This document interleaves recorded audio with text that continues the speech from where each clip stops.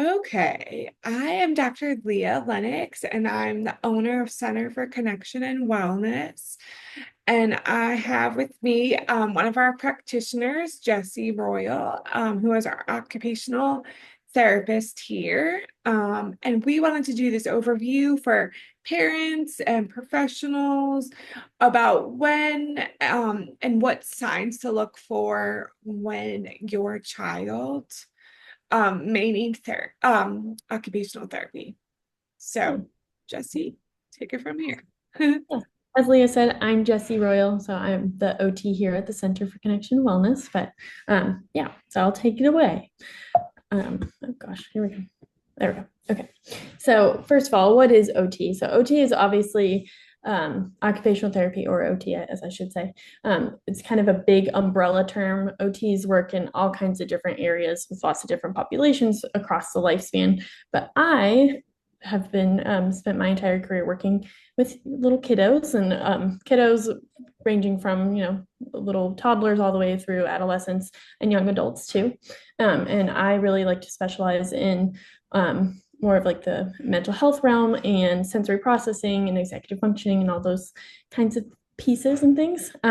So what does OT do? So we help children and adolescents develop the skills they need to perform and do everyday tasks. So things that they want to do, need to do, whether it's helping them find a better sleep routine, being able to play and participate in social activities with peers, whether it's helping a teenager with their homework routine schedule, study skills, all those kinds of things. So OTs, we have kind of a special skill set and lens to look at not only the physical skills that I feel like a lot of people probably know OT as primarily, especially with kids, is just working on handwriting and things. That is something that we do, but we also go beyond that.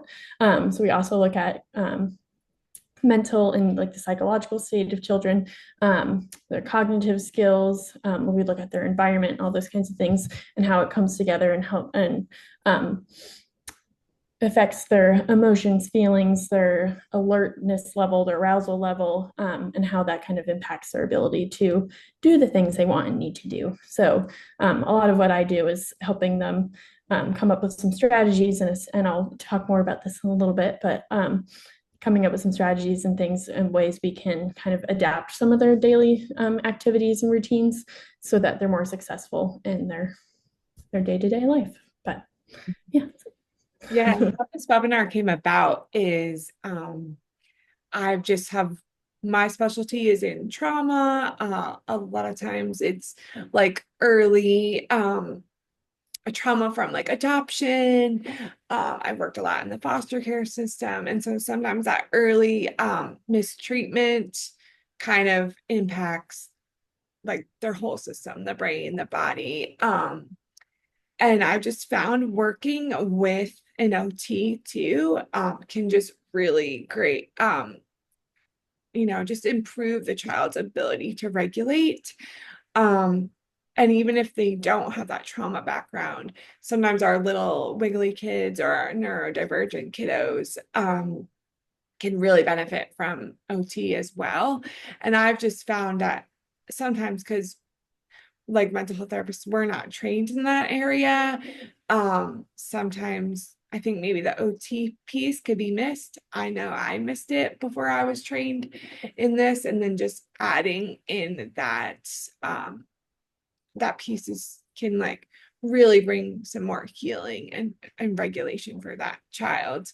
I still think like unless you're in the OT field, there's sometimes that misconception of like, oh, you're an occupational therapist. Like I thought you help people get jobs.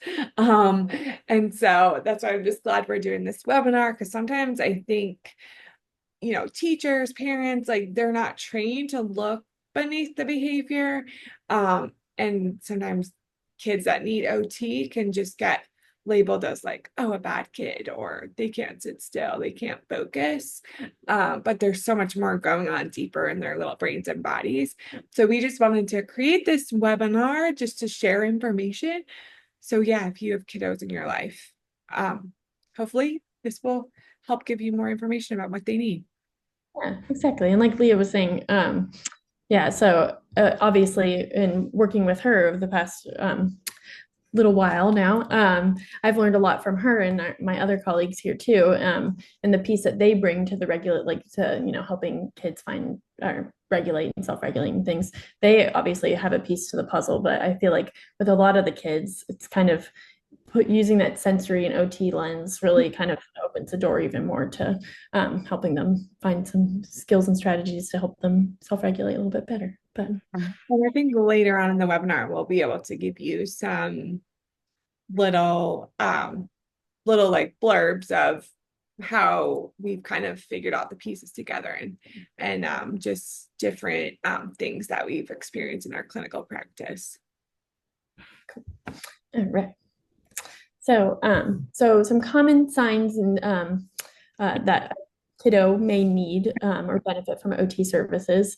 So obviously, there's lots of different things to look for, and a lot of these I feel like a kind of a quintessential OT kid. I feel like obviously they may have issues with handwriting or sitting still, like Leah was talking about, fidgeting. That's kind of a telltale sign of obviously there may be some sensory needs, or they get kind of bull in china shop, right? Like they don't know where their body is in space, or bumping into other people, they're intruding into others' personal space, all those kinds of things. But some other kind of more like lesser known signs, I feel like too, is having trouble with self-regulation. So that kind of looks like having trouble with managing your big emotions, frustrations, changes in routine. So having a tantrum or meltdown when they don't get to go to the zoo because it's raining, and it's like, oh my gosh, this is the end of the world, and they don't know how to kind of cope and deal with that change in or not getting what they want. Other big telltale signs, sensory seeking and avoiding behavior. So that kind of those terms, the sensory seeking is when a kid just like absolutely cannot sit still. Their body's constantly in motion. They want to touch everything. You take them to Target or the grocery store and they want to go up and down every aisle. They want to touch all the things. And it's like, oh my gosh, could you just keep your hands to yourself, or just, okay. But they just get so, they're just so overwhelmed and want to interact and engage with their environment so badly that and they just feel like they have to, and so that's definitely a sensory seeking thing. And for our viewers out there, those are the kids that walk down the hallway and like have to touch the walls. Yeah. Touch their Exactly. friends. Can't, it's hard for them to regulate their little bodies. Yes. Or like in art class or something, right? A kiddo who, like, I mean, even if you're not using paints or whatever, they just want to get into all the supplies that are like put away in the shelf, right? I've had, when I used to work in schools, I used to have kids and I'm like, well, how did you get into that? But they can't help themselves. Or if you're doing painting or something, they get it all over, they put it all over their body when they're not, obviously, that's not what they're supposed to be doing. And then They sensory on the flip side, really have, love that input. yes, exactly.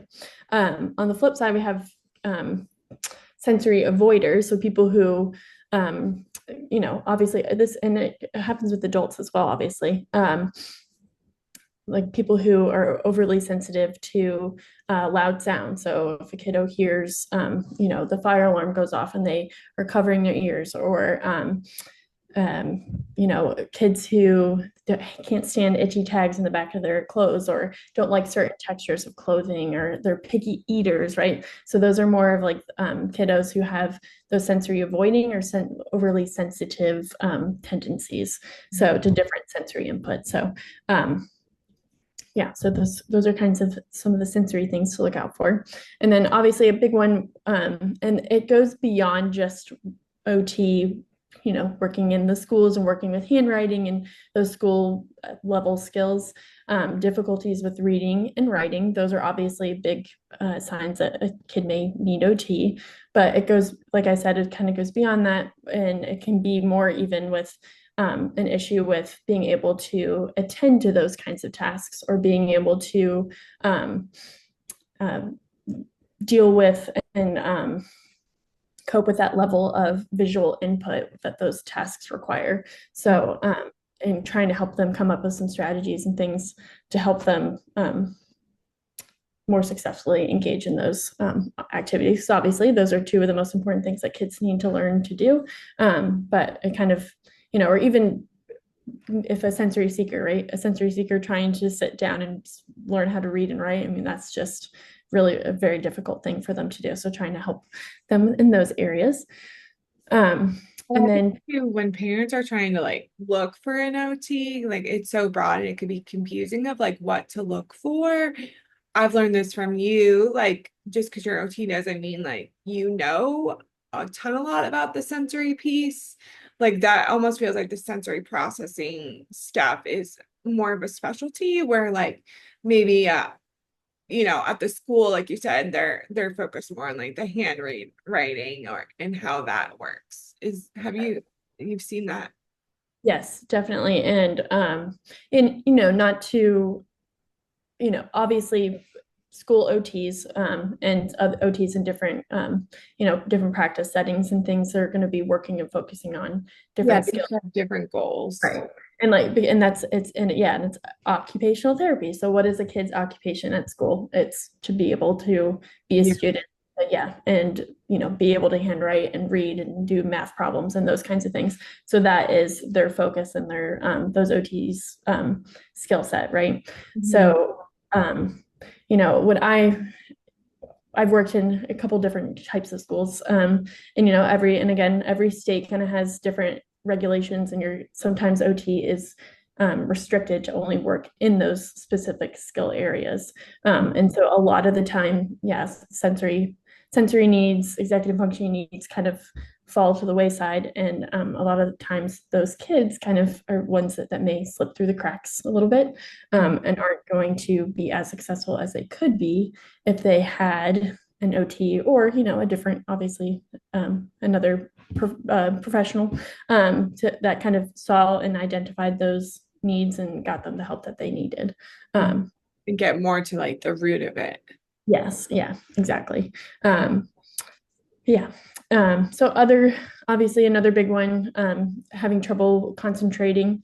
That kind of again goes across the board. But again, like you were saying, kind of trying to find the root of the problem. Is it because is it a sensory need? Is it something going on where they're just avoiding the task because they just have like decreased self-esteem or self-confidence in being able to do being able to tackle that reading test, right? So it could be it may not necessarily be like, oh, he can't, he has bad attention, he's not even trying, right? It could be something other than that. And then another big one too, and this kind of goes more towards kind of the medical model of OT, but also it's it has foundations in sensory and things too, muscle weakness and fatigue. So obviously a lot of kiddos that I work with, and it may not necessarily be like the top thing that we're working on, but through play and like obstacle courses and different things that like the different activities and things that we do during sessions, we work on, working on coordination and those motor planning skills. So being able to do a jumping jack, do 10 jumping jacks, and then go across the balance beam, right? So trying to figure out how do I get from point A to point B? How do I coordinate my arms and my legs to be able to perform a jumping jack and, at the same time, move my arms and legs at the same time. But anyways, so those are also some big signs of that as well. And then muscle weakness and fatigue, also something I'll talk about later, is also a big sign of unintegrated primitive reflexes, which I'll get into a little bit later. But yep. But, yep. And the big one with I'll go ahead and mention this one right now, actually. A big telltale sign of low core strength too for kiddos, which I feel like parents and other professionals often miss, because if you didn't know about it, then you wouldn't, if you didn't know what it looks like and that it's a sign of this, then you would have no idea. And a lot of times kids who do exhibit this they're able to climb up and down, they have like they seem to have very good strength, and you would never think that this is a sign. But that W sitting, so when a kid, they have their knees kind of turned in, and they're sitting on the ground instead of sitting crisscross applesauce, or sitting with like their knees turned in, and that we call that W sitting. So that's a big sign of like generalized muscle weakness and weak core strength. But anyways, getting off track. Another big sign, like kind of one I mentioned before, is that poor body awareness. So that could be a sign that they have poor sensory processing, specifically in like the proprioceptive and vestibular senses. So it's kind of those kids again that are, they don't know that they're intruding on other people's space. They may walking up and down the hallway, they're kind of brushing against the wall there, or they're bumping into other people, bumping into furniture at home. They're also the kids that may be playing really rough or give really tight hugs, and they just don't know. They can't tell how hard they're being, right? So they can't tell how their body's not giving them enough input, and it's kind of getting lost in translation of how much force they're putting on something. But Yeah, and I think this one's hard because if you're not trained, like it can look like willful disobedience or yeah, like not listening or yeah, and so I think other professionals like in their life, or even parents too, it could be easy to get frustrated because you're like, what in the heck is going on? yeah, exactly. Yeah. And it's just like, oh, you're not paying attention. Like you did Yeah. not see me standing there, or you didn't see that you bumped into the table and, broke the vase or something, it's just kind Yeah. of, yeah. And obviously sometimes it can be relatively obvious. I mean, I've had some kiddos I've worked with who, it's kind of that bull in China shop phrase, where I Mhm. mean they're just, yeah, I mean they just have absolutely no sense of where their body is in space. Yeah. But yeah, but that's another big sign. And then another one, kind of the last one I'll kind of touch on right now, is trouble with those higher level thinking and brain functions. So AKA executive functioning skills. So the kids may have trouble making decisions, like, okay, do you want chocolate ice cream or vanilla ice cream? It's like, oh my goodness, I don't know which one to choose. It's kind of like those decisions that it's oh my gosh, it's like the end of the world. So same kind of uh, you know as I mentioned before, with like regulating, but that can also have some sensory background to it as well. And then other executive functioning skills like organization, you ask them to go clean their room and they don't even know how to get started. So, trying to help them complete like a multi-step task like that too. So you're kind of that, like cleaning your cleaning your room is like probably one of the biggest signs, or of if they have trouble with it, of executive dysfunction, because you're first of all asking them to organize, which that is just absolutely a challenge for them in itself. And then you're taking like a multi-step task, and it's like, I don't even know how to approach this. What do you mean? So it's just that's another big thing that Yeah. a lot of I I, see. I see that a lot. Or when a parent, yeah, gives them like a couple things different, put your pajamas on, brush your teeth, Exactly. to bed. Like when it's multi steps, like Yeah, they got lost by the first, like maybe they can do the first step. exactly. Forget the second two. It's like, and they come back and you're like, oh, why did you get your pajamas on? It's like, well, you asked me to brush my teeth. And it's like, okay, Yeah. yeah. Yeah. So I see that a lot. yeah, or in schools too. I feel like I am working in school. I felt like I saw so many kids have issues with struggles with executive functioning skills, and unpacking their backpack. It's like, oh, I don't know, I have no idea what to even grab or where to put things. How to organize their school materials. All those big How, telltale. how does this show up like when you have like, because we focus a lot on the little ones, but how does this show up when you are like a teenager or a young adult? Yeah, so I had the joy and privilege of working with a lot of middle school students and then high school students too, and in recent years as well. But more towards at the beginning of my career, I was helping a lot with study skills and just like homework management. So a lot of kids who just could not keep track of their homework assignments. So trying to find, I mean, I have a used a plethora of different strategies and things to help kids keep track of their homework, whether it's using a traditional planner or using the Notes app on iPhone or reminders or and then those kinds of things. And then even then making sure they have a plan to to remind themselves that they need to complete their homework. Yeah. And then also too, but I've also kind of helped some adolescents and young adults with, trying to have like a fulfilling lifestyle too, whether that's, like time management and making sure that, and managing and coping with stress. And so obviously, college students, they have full plates of all their academic coursework and things they need to do, but trying to find the balance of getting all their coursework done and having a social life and maybe they need to have a job, so trying to help them come up with some skills and strategies to cope with that stress. And Yeah, I feel like that college age can be hard too, because I've seen this a lot where they're so used to K through 12, it's very structured for you, so that helps.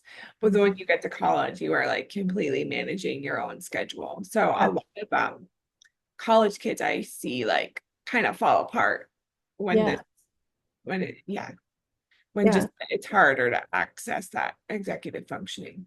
Yeah, absolutely. And especially in post-COVID world too. A lot of colleges, they saw that, oh, we can do a lot of online classes and things, which I think work great for some, or like self-paced teaching Yeah. and things too. It's like that works really great for some, but not for all. It's not a one size fits all kind of thing. Yeah.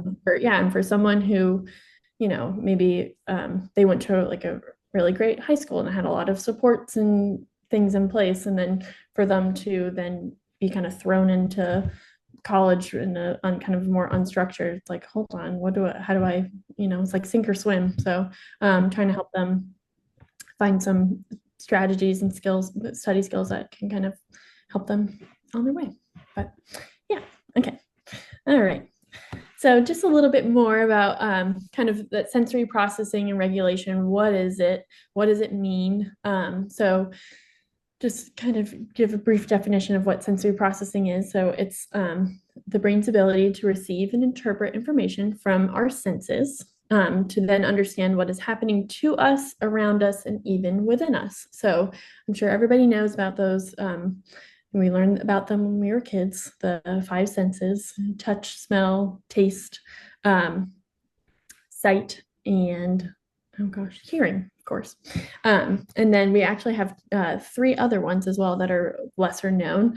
We have the vestibular sense, which is more of that like rotational and our receptors are actually in our inner ear, and it helps with our coordination and balance.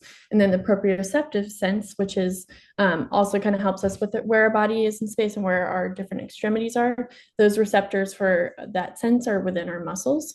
That kind of those two senses work hand in hand together to help with overall movement, coordination, balance, and knowing where exactly your body is in space. And then our other sense, interoception, is kind of the sense that's within our bodies that tells us, and it helps with our body regulation, tells us when we're hungry, when we need to go to the bathroom, if we're feeling tired, we need to take a break. So that's kind of our eighth sense. So all of those senses work together and receive input from whether it's within us, within the environment, send it to our brain, and then our brain processes it. And then regulation is how we process or how we interpret and what we do with that information. So being able to adjust your level of alertness or arousal level so that you're able to then like appropriately handle and manage different situations. So whether a person, so say like a kiddo is sitting in a noisy classroom, maybe they're asked to do they're just kind of doing independent work, and maybe you can work together with another friend if you want to, you don't have to, whatever. And there's a lot of chatting and things going on. And so that kid is obviously receiving lots of auditory input, so hearing input, and then he's working on a worksheet, so getting lots of visual input. So being able to kind of take all that in and then figuring out, okay, how am I going to be able to handle all of this input and still get my worksheet done? And maybe am I going to be able to sit here and get it done, or do I need to make it better or make a different decision and ask a teacher, can I go work in a quieter space, or whatever needs to be done? So kind of that sensory processing and then regulating, that's kind of how those two And what things. I found when I worked in this school too is it's just hard, and this is where like the therapy piece comes in too, is a lot of times but I feel like the kiddos I worked with, they just didn't have the self-awareness yet. And then I would always get, especially after like the cafeteria, like lunchtime, then you would see like the increase in behaviors after. And I finally was like, this makes so much sense. Like, I barely can walk into the cafeteria for like 5 minutes to get a kid without feeling like, whoa, this is a lot. So I think a lot of time it's like their environment throughout the school day can be really hard sometimes. But and I that's why I'm just passionate about like other providers like understanding, just because like again it can look like willful disobedience, but Mhm. poor little kiddo can't regulate their body. And I didn't know that about the other that last sense. So it's cool because I think the average person probably just knows about the five senses.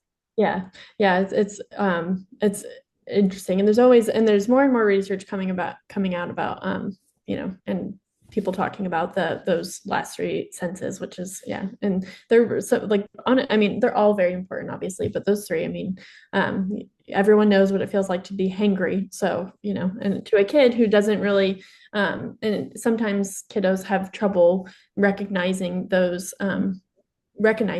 feelings and sensations too. So realizing that I'm hungry, I'm not mad, I'm hungry, right? So, but yeah, so it's oh yeah, it's always fun. You see But that a lot with trauma, kiddos yeah, from hard places. yeah. And then yeah, like you were saying too, a big thing that we see with kids as well, and you and I have talked about this a lot, is kids, they do, like you said, I mean, they get so much sensory input and things, and and so much is asked of them every day at school. And so a lot of times I feel like we hear a lot from parents. It's like, oh my gosh, as soon as they get home from school, it's just like they just like completely unwind, and just sometimes it can be, they have meltdowns or tantrums, and also that's their safe space too. So but you kind of think about it like what you were saying. I mean, yeah, how long can a kid, or any person, like hold all that in together without eventually like unleashing? Yeah. Yeah, which also brings me to my next point. One of my favorite analogies, comparing sensory processing and our sensory systems, to a cup. So this cute little picture, I have all these different size cups. So everyone's sensory system is different, right? So everyone's different sizes. We crave or want different input. We might be sensitive or to certain inputs and things. So everyone kind of needs to fill up their sensory cups with different things, and then also with different amounts. So sometimes, say someone may have like someone who's like really sensitive to a lot of different kinds of sensory input, they have a really small cup. Their cup is going to be full really quickly. Yeah. So Like yeah. our little kiddo, we worked together that didn't like to eat in the cafeteria because even someone chewing. Yes. Yep. Exactly. Yeah. And that just immediately just overflowed her sensory system, leading to her to shut down, want to leave the cafeteria, whatever. And then a lot of times, a lot of sensory seekers, they have like really high thresholds, and they have really big sensory cups, so kind of like that rainbow cup down there. They need a ton of sensory input. They're constantly craving. They need more and more and more, and like nothing is enough for them to fill up their cup. So trying to help a lot of what OT does, and I can talk about this more later, but it's trying to help families, teachers, kiddos, everybody kind of help them figure out how to best fill their cup. And then for those who are more sensitive, trying to help them find strategies to kind of maybe make holes in those cups, or like temporary holes, to kind of relieve some of that sensory input, whether it's for like our kid or for a friend who is sensitive to chewing sounds, using some earplugs and things when she's in the cafeteria or eating at home with her family. But just, and then, she can easily take those back off when she's ready to watch a movie or whatever. So, but yeah, so just a little bit more about sensory. All right, moving along. Another big area that I feel like is becoming more and more I learned about it when I was in school, but I didn't learn as much about how much these primitive reflexes, and I'll go into it, can affect a kid's development and kind of lead to a lot of the issues and dysregulation that I feel like we're seeing a lot. So as I'm sure a lot of us kind of know, everyone is born with those primitive reflexes, or a lot of them are protective reflexes, and where they emerge in utero, and then they're present at birth, and they serve as our foundation of our nervous system and our ability to move. So our whole like motor control system. And they should be fully integrated by about 12 months of age, so 1 year old, or at the latest about 2 years old. And then the last little tidbit about them, they originate from our brainstem, which is part of the brain that's responsible for survival, right? So a lot of times these reflexes, and I've seen probably about 6 of them that there's obviously more than that. I think there's maybe 8 to 10 about, but I've seen probably about 6 of them that seem to be the most common that are not fully integrated. And when they're not fully integrated, it's very common for this to happen. Our nervous system isn't able to, it kind of stays in that like state of survival and stress, and we're not able to make those new neural pathways and those new systems that help us perform those, like I was talking about before, those higher level like executive function systems and functions. So it's, again, like I said, it's very, very common. So a lot of those signs and symptoms I was talking about earlier, the muscle weakness, having trouble with concentration, trouble with reading and writing, dysregulation, sensory sensitivities, a lot of those are signs too that there may be some unintegrated primitive reflexes. So that's just another kind of thing to look out for. And to also, I mean, it's not always going to be this, but there's always the potential that it could be. This may be a part of the missing puzzle piece. And I think once I learned from you, like how, like it doesn't take major trauma to not have your reflex integrated. Yeah. You were saying sometimes even, I forgot some of the ways, but one of them was like having a C-section. Yep, because a lot of it's very interesting. A lot of the some of the reflexes are triggered by like by moving through the birth canal, so at birth. And so sometimes, yeah, if you have a C-section, the reflex may not, it's just gonna keep like laying dormant and like not really and it may eventually trigger, but it may never actually like even engage. And so it's just still sitting there, in your brainstem, just, hanging out and wreaking havoc on your nervous system. Yeah, and sometimes, sometimes they don't fully integrate, even if, parents and, everyone can be doing exactly what they're supposed to be doing, and be, the child has gone through development, met all their milestones, all those things. But sometimes those reflexes just linger, and they don't get help. Yeah. I know I did a course around the primitive reflexes, and the OT who was leading it, she was talking about how she has multiple kids, and she was like, I think she has like 3 kids or so, and all of them had unintegrated reflexes, at least one, maybe 2. That was an OT mom, so it Yes, happened. exactly. So I mean, exactly, it happens, and she's like, I did, a big thing too. Another big is if a kid didn't have a lot of tummy time, and she's like, I did probably 10, I don't know, 5 to 10 minutes of tummy time every day. I thought that was enough, but so it's just, I mean, again, it's very common for these reflexes to just, it's whatever triggers in their brain, it just Yeah. doesn't go. Um, Can one of you the talk about, oh, go ahead. Sorry. I was going to say, I was going to talk about one of the big ones that Leah and I have just been totally geeking out over. And Yeah. the one that I seem, yeah, the one that I feel like I've seen the most as being unintegrated is the Moro reflex, and that's the startle reflex. So kind of the classic, I feel like a lot of people probably don't know the name of it, but when they hear like, oh, an infancy reflex, oh, it's a startle reflex. So that's our fight or flight response, and it's crucial in the development of our sympathetic nervous system. And if it's not fully integrated, it can cause a lot of difficulties with self-regulation, fear of change, and adaptability, or trouble with adaptability. So, kiddos who have major meltdowns when it's time to clean up our toys, or oh, we don't get to go to the zoo today because it's raining, or whatever it is. They also have, they're more common to have those increased sensory sensitivities and executive function weaknesses too. So those higher level skills, it all clicks, it all makes sense. But yeah, so that one is Yeah. definitely, I mean, yeah. I just only recently learned that from you, and now it's my new favorite thing to like take a deep dive on.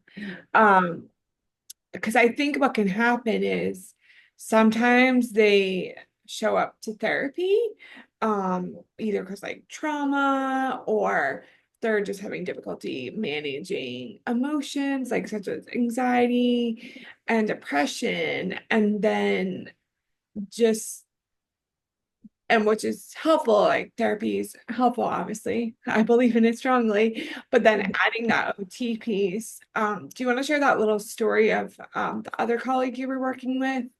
And we kind of Hmm.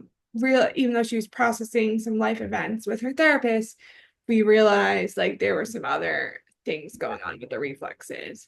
Yes. You were finding out.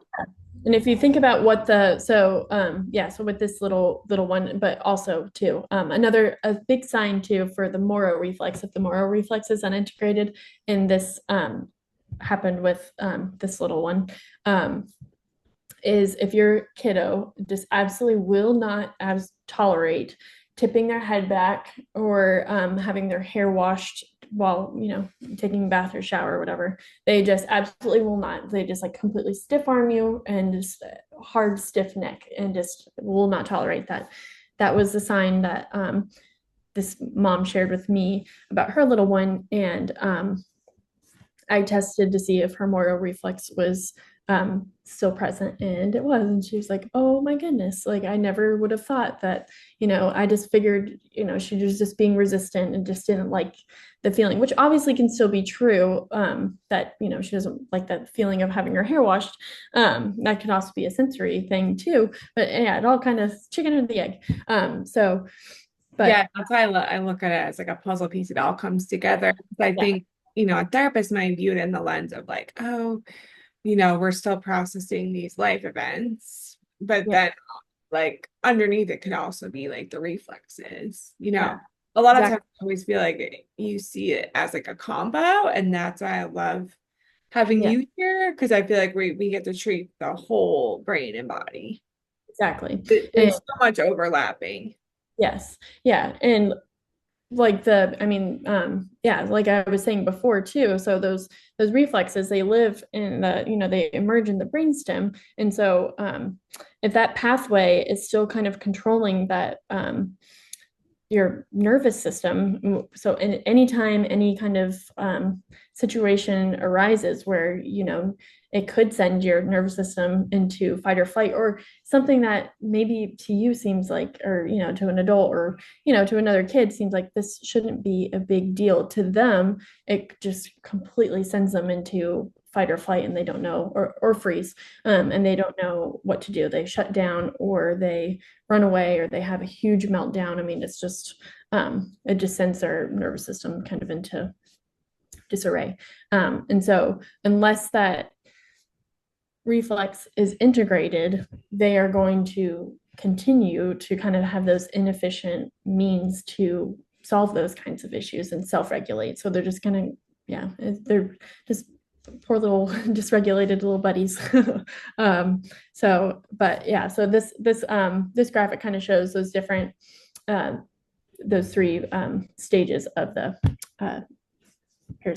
sympathetic nervous system. But fight, flight, or freeze. And so that's what the Moro reflex helps develop. So if it's still, and it won't function correctly if the Moro reflex is still living there. But yeah, cool. All right. And then I kind of already kind of started dipping in. Obviously, there is something to be done with the primitive reflexes. So OTs, a lot of OTs, not all OTs, some are trained and have knowledge in this area, and so OTs are able to test for those primitive reflexes, and also teach a child some exercises and activities and things to do at home and in sessions to integrate those reflexes. And we usually, you can see progress within, if you're really consistent about it and the kid is performing the exercises correctly, you can see progress within a month. Sometimes it probably more takes like a couple of 3 to 6 months to really see some big progress. But I think the most progress comes from pairing those primitive reflex integration with a sensory diet strategies to kind of adapt and modify daily tasks. So obvious to kind of, not to kind of hop into more about what a sensory diet is, because when I hear the word diet, I think of food. Yes. So, I mean, food can depend. Yes. So, a sensory diet. So, it's a diet, but it's a diet specifically made for your sensory system. So, like I was talking about your sensory cup, right? So, trying to figure out the perfect combination to fill your sensory cup to the just right level so that you remain regulated throughout your day. So, sensory diet for a kiddo who is like a big sensory seeker, or would be, making sure that maybe before school we are able to do, maybe go for a walk or do some heavy work, helping kind of carry the laundry up the stairs or throughout the house, or helping pack his backpack or whatever it needs to be. And then maybe talking to his teachers at school and saying, okay, I think probably after recess, his sensory system, he probably did get some nice input at recess, but then having him come right back inside after recess, okay, he's probably going to need to do something a little to kind of decompress, right? So I want to rename this. I feel like it should be called like your sensory meal plan, like your a body plan throughout the day of kind of like what best fits like your body. Yeah. And I feel like, and another thing, kids, I feel like, who don't or like ones that kind of fall under the radar too, and kids who need a sensory diet, because I feel like a lot of people just see like, oh, they like a telltale thing with sensory is the sensory seekers, but there's the sensory avoiders and the ones who are really sensitive, and then the ones who just like are, they may appear like lethargic or tired or disinterested, and they will not seek out input for themselves. So making sure that you are providing them with the input that they need so that they are able to attend and do what they I need to think do. that's really good to point out because I just saw this in the school-based therapy world of like those sensory seekers, like a lot of times their behavior becomes a problem. And so they get flagged more where kiddos that internalize their emotions or kind of were those sensory avoiders tended to get missed because it's not as clear about what they need. Yeah, no, exactly. Yeah, and they don't know what they need either. So, yeah, and so a sensory diet's all about, trying to help. I love to involve the kiddo in that too, and having them, come up with and identify things that they're interested in and things that they want to do, and trying to incorporate, obviously client-centered care and all of that. Make sure it's meeting their needs and what they want to do too. Um, but yeah, sensory diets are fun. uh, and then what else? Oh, and obviously too, working on self-regulation and those self-regulation skills, like it's a big puzzle. So sensory diet, and then also working on teaching them social emotional skills and self-regulation skills. So I use a couple different, me personally, I use a couple different emotional regulation curriculums and activities, and obviously all evidence-based, and but just to kind of foster that I independence with I like regulation. when we have kiddos that are neutral clients and then we can keep the language similar. So like you're working on it in there and then like following up, just reinforcing the language when they work with me. Exactly. And then obviously testing to see if they have any unintegrated primitive reflexes, and then helping teaching them some of those exercises and giving them a home exercise program and all those things. And then another awesome intervention that Leah introduced me to is a safe and sound protocol. And I feel like it's a therapeutic listening program, and it's informed by the polyvagal theory, which works with sympathetic and parasympathetic nervous systems, and helping kind of retune your nervous system, so to help you not go into that fight or flight, or to help with Yeah, regulation. like I love how it helps you and like teaches them like all we need all states of our nervous system, but I love the idea that it just helps you move in and out of those nervous system states much easier. Because where we see with kids, young adults, even adults, like we tend to get stuck in one. So they'll be stuck in that fight mode and can't get out, or that freeze mode. Yeah, exactly. So that, I think, I've been using that too with, especially with kiddos. I think it can help with any of the reflexes, but especially with that Moro reflex, because it's like quite literally working on the same things. Yeah, and I love it too because I think it can move a healing along quicker. Like they listen to it in session with us, but then they can also listen to it like with a caregiver Yeah, present at home. exactly. And I always like to have them, and I'm sure, and I know you do too, having them, doing something fun while they're doing it too, so they can do it, kind of multitasking, whether they're playing or coloring, drawing, We doing. always say no to TV or gaming, like when you're done. Exactly. No Yes, screen. no screens. um, and then the last piece, or the last couple pieces, I feel like I kind of already mentioned these before, but also working on those higher brain functions, executive function skills.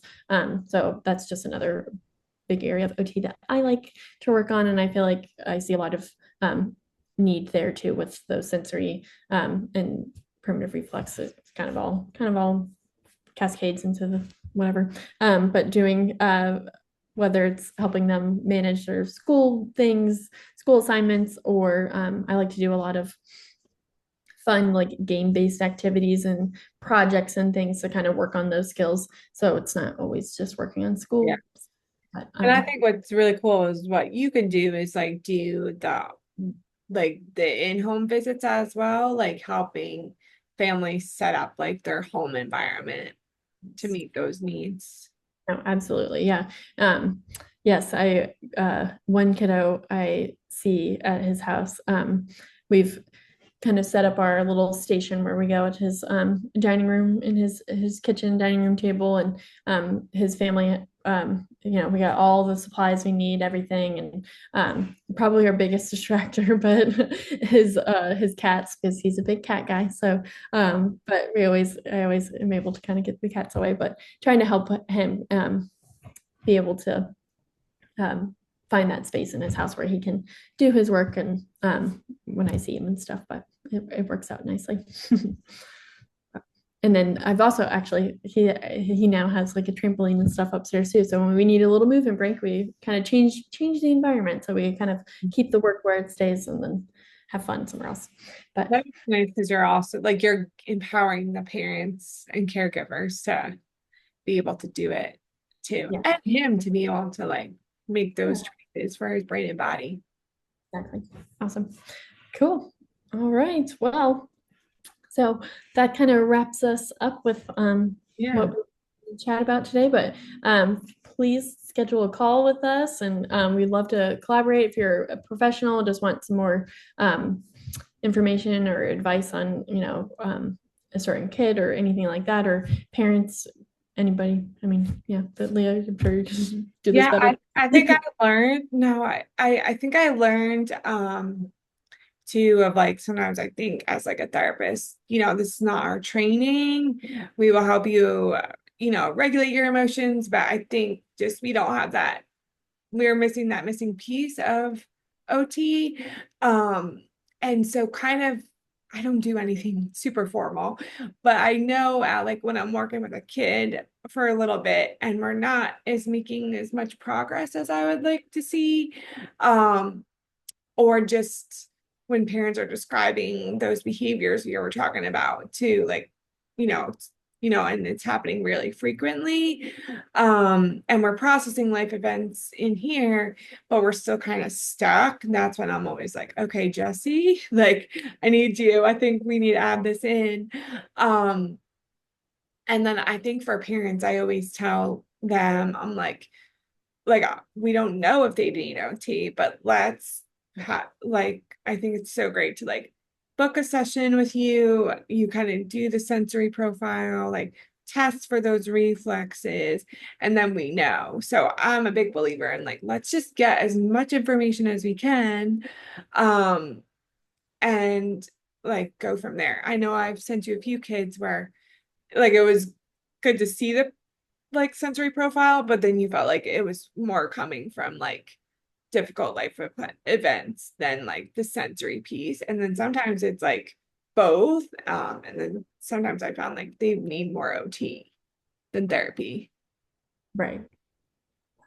Yeah, I feel like it's a great perfect combination for a Yeah. lot of these kids. I Yeah. mean, yeah, I mean, yeah, and not to always call kids puzzles, but I feel like, yeah, I mean, it's trying to put all the missing pieces together, and be able to help them, be successful and be Yeah. And I found like the kids that we always end up working in tandem with, like, I don't know, what do you say? Like their healing moves along much faster.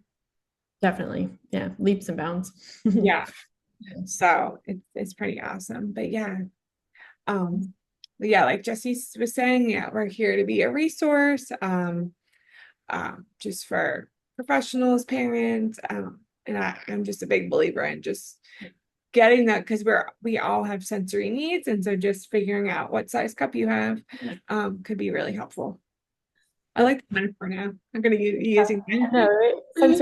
Sensory cup and meal plan. I love it. Yeah, I bring everything back to food. I'm a Yep. food. All Awesome. right. Thank you. Yeah.